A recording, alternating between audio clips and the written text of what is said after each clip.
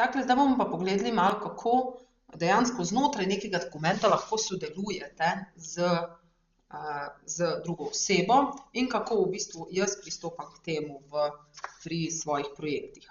Zdaj, jaz bom šla kar tule v moja nova mapa za projekt, bo to naša delovna mapa in pa recimo ustvarim zdaj neki dokument tule, kot, ne vem, testni dokument in dam notri neke vsebine.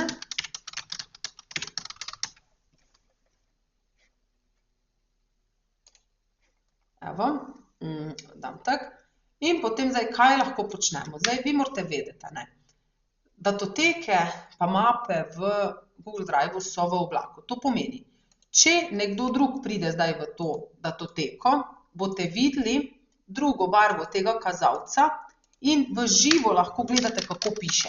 To je prva stvar, ki jo morate pač vedeti. In seveda na drugi strani tisti, ki ima v skupni rabi to datoteko, enako. Torej, če gresta dva isti čas v nek dokument, lahko dejansko si pišeta v tem dokumentu, si odgovarjata in tako naprej. Zdaj, to je drugače zelo redko, ampak tudi včasih pride zelo prav. Tako da, ja, tudi imam primere, ko smo na telefonu in v bistvu urejam kak dokument sproti, ko so kake malenkosti pač za predelati. No, in kaj je fora pač, zdaj fajn je tudi recimo, idealka je, ko sodelujete z nekom v dokumentu, da se v bistvu komentarji puščajo. To pa naredite tako, vidite. Ko jaz označim neko besedilo, recimo, da je to zdaj neko specifično besedilo, ki je pomembno, in ga označim in lahko dodam komentar. Komentar pa lahko dodate tudi tako, recimo, poglej si tole, recimo, in dejansko označite osebo, jaz bom zdaj recimo kar takle naredila, označite osebo, da vidi, da je to pač njim dodeljeno. To je še posebej smiselno, ko imate več ljudi, ki sodelujo, ne samo dva, ko nista samo dva v dokumentu. In pa, če želite, da je človek obveščen na svoj e-poštni naslov, da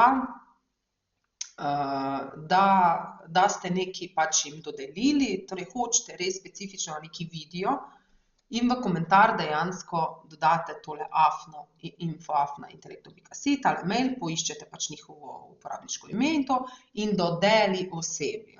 Zdaj sem to sama sebi dodelila in kliknem dodeli. In zdaj moram jaz, zdaj lahko samo jaz, ker sem pač jaz ta Intelektum, lahko jaz tole rešim. Lahko tudi urejam in tako naprej pač ta komentar. Zdaj sem razrešila in se skrije. Potem kaj še imam? Lahko dodam tudi neki odziv. Torej recimo, če vi se lahko dogovorite, da pač, če je nekaj narejeno, dodate tole. In ko nekdo klikne gor, vidi, zakaj je to bilo. In potem lahko vi dodate svoj emoji, recimo, in imate pač serijo teh emojijev. Lahko recimo, ne vem, lahko imate vi neki seznam, predlogi za blog. Ne vem, blog naslov 1, recimo, če kot naslov 2, blog naslov 3. In recimo potem, recimo, da ste vi pač neki marketer, ki dela tudi vsebine za marketing in vi pač naredite nek predlog, katere blog zapise bi lahko napisali, torej naslove. In se potem stranka odloči, da bo to pokomentirala recimo kar z emojijem. Recimo tole naredi tak. Tole pa označi z nekim, ki bi pomenil, da ne, recimo, zdaj ne vem. To je pač stvar dogovora, to se morate vi pol, to bi zdaj mogla en križec najti. Ne plus, okej, to sem zdaj kar tako brez veze. Neki križec bi recimo tole. To ne vala. Evo, tako. In če ga hočete odstraniti, sem še enkrat na njega kliknete. Tako da zdaj, da ste videli, sem ga pač odstranila, pa grem, evo takle. ni smela označeno in seveda ni zagrabilo. Torej, morate imeti označen tekst, da vam zagrabi. Evo, tega bom pa tudi odobrila. In dejansko lahko imate pač dogovor, kako se označujejo stvari in pač, ja, in potem tisti drugi, ko vidi tole pusti, tole označi pa kar zbriše stvar, zato ker je to brez veze, če se ne strinja, a ne? In to je to. In tele pa samo razreši. In to je to. In tako nastaja dejansko neka datoteka. Pol je pa še to, a ne? Zdaj lahko pa tudi predlagane spremembe je pa drugo. To je bolj, če bi nek dokument recimo imeli v skupni rabi, da vi, ne vem, pišete knjigo in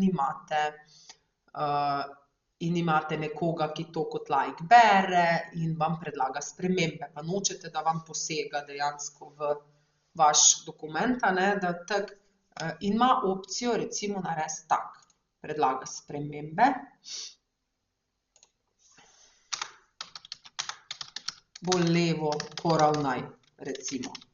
Ne vem, to je zdaj kar brez veze, a ne, in lahko še dodate tega uporabnika, če želite, a ne.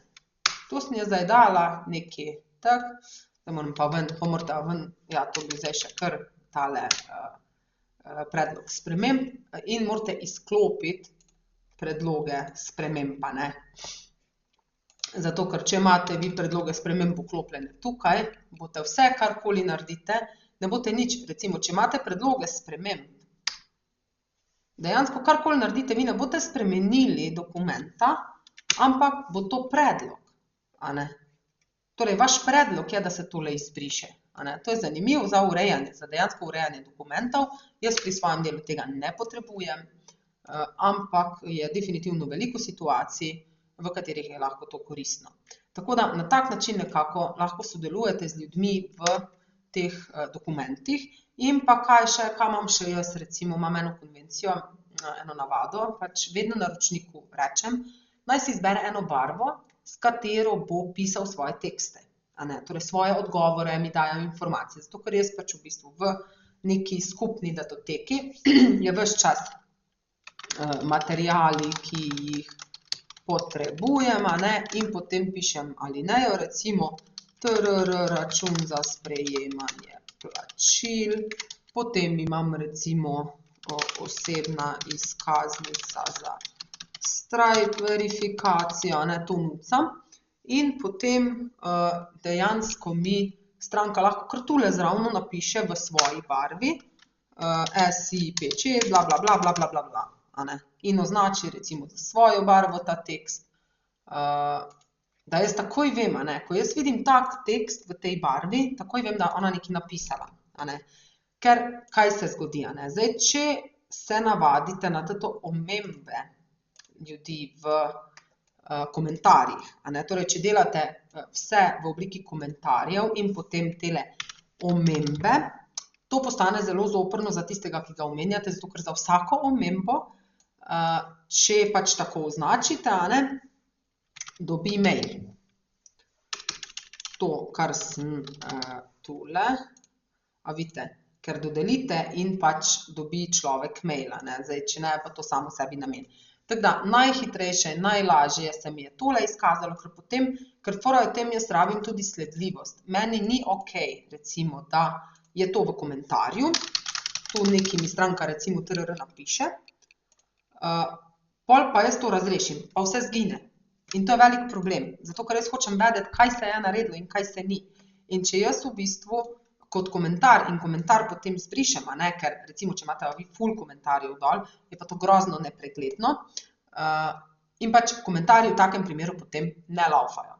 Tako da je boljše recimo, da imate dogovor, moja barva je ta, tvoja barva je ta, a ne, in potem za svojo barvo pač oseba to zrihta noter. In jaz imam navado, ko pa zelena barva je rezervirana za razrešene stvari. In ko jaz to naredim, označim zeleno in je to rešeno. Ampak jaz vem, da je to narejeno, a ne, nikamor mi ne zgine in to je lahko res velik problem, a ne. Zdaj, pri tem mogoče malo Google Drive poklekne, treba res biti zelo dosleden, kako urejate dokumente, pa da tisti, s katerimi sodelujete v dokumentih, da se držijo vseh teh pravil, a ne, ki jih vi določite. Seveda vi se sami odločite, kakšna pravila boste imeli, Saj to vas noben ne sili, da imate ista, in se dogovorite pač, kako boste delali. Tako da ja, to, kar se tiče samega sodelovanja v datotekah, z drugimi, je to, kar se tiče osnove, seveda pa opcij še veliko, tako da kar raziščite naprej, kako še lahko z drugimi sodelujete, in se kar fajn učite naprej.